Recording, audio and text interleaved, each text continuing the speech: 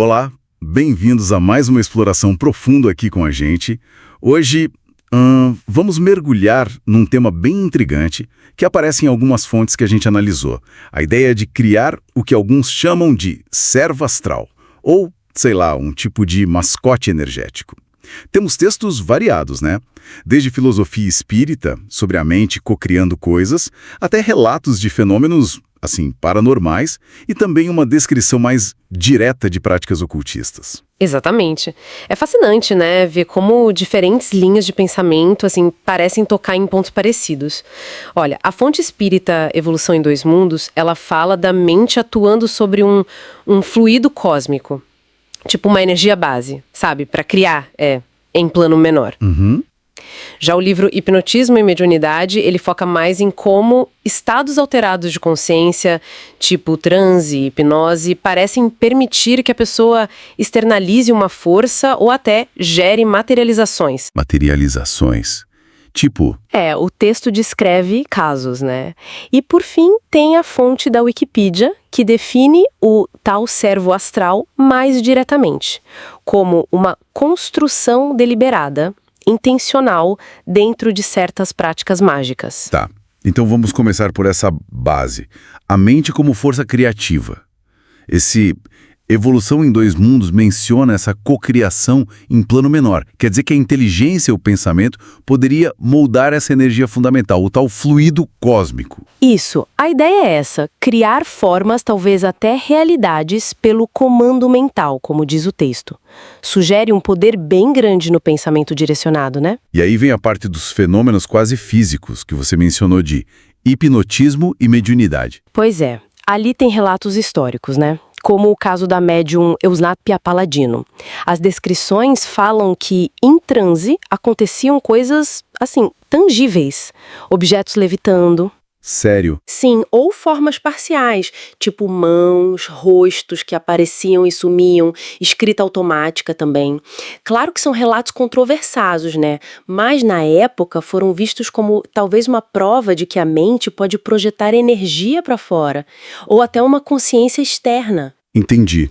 E isso meio que prepara o terreno para essa ideia do servo astral da Wikipedia, né? Que aí já não é um fenômeno espontâneo, mas algo construído de propósito. Exatamente. Construído. Não é um espírito que já existe, nem um fenômeno que acontece do nada.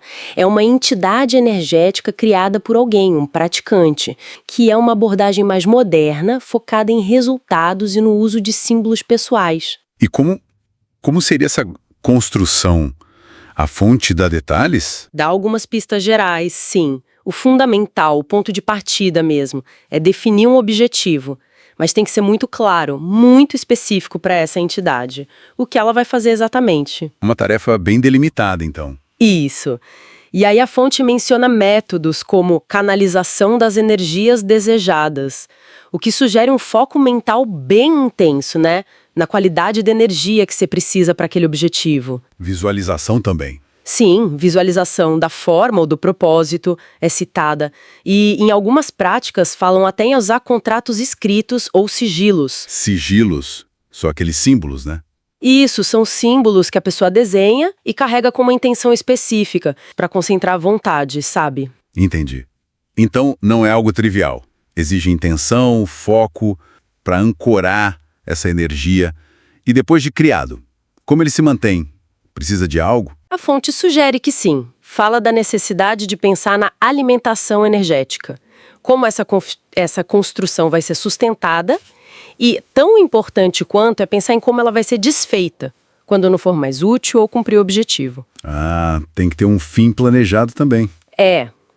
A destruição, como chamam, pode envolver quebrar o sigilo, ou a base física associada, ou simplesmente reabsorver conscientemente a energia que foi projetada ali. Interessante como isso volta naquela questão do poder do pensamento, da emoção, que a gente viu na fonte espírita, né?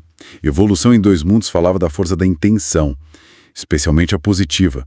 A ação do bem genuíno produz vigorosos fatores de transformação. Pois é. E a criação do servo astral, pela descrição da Wikipedia, parece usar essa mesma capacidade de foco mental, né? A tal canalização das energias desejadas, só que direcionada para um objetivo bem específico do Criador. Exatamente. O ponto central que parece conectar tudo isso é justamente esse. A mente focada, a intenção direcionada, seja na visão espírita de manipular fluidos, nos fenômenos psíquicos ou na técnica mágica, é sempre a mente direcionada que está no centro. E o benefício que se busca, segundo a fonte sobre servos astrais, é bem pragmático, alcançar aquele resultado específico. É uma ferramenta, né? Uma ferramenta energética focada.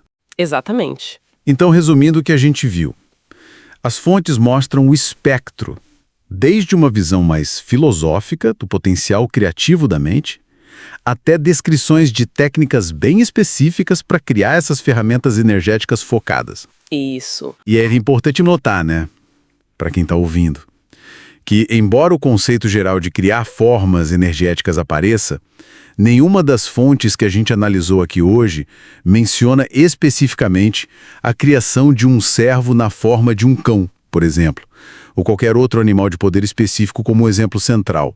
A ênfase está mais no processo e no propósito, né? É verdade.